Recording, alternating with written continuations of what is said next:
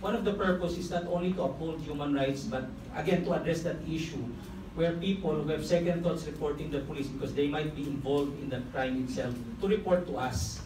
Hopefully, when General Anyo is on board, would be on board, this is something that I will repeat with him. If we can create that human rights office so that people who will have problems reporting to the policemen because of questionable issues can report to the DILG, since the Philippine National Police is under the supervision of the DILG. Aside from receiving reports, what else do you think this project management office can do? Diretso na yan, pati it's upholding human rights not only with the Philippine National Police, but all agencies under us, including local government units. Tandaan po natin when we talk about issues of human rights, it's violated, it must be upheld by the state.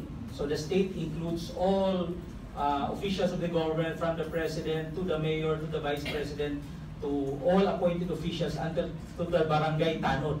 These are all state agents. So part of the PMO Human Rights Office, if created, will address these issues that human rights becomes a major concern for all local government units. How do you see this integrating with the Commission on Human Rights? It's different because the Commission of Human Rights, their power is primarily to investigate potential human rights violations. That's the power embedded to them. Our role is to promote. If the PMO HR Human Rights Office will be put up, it's a way of promoting human rights within the whole bureaucracy, from the DILG under its all attached agencies, including local government units. When do you see this being realized? Well, I recommended that last December 9. I hope to renew my recommendation when the new SILG comes on board.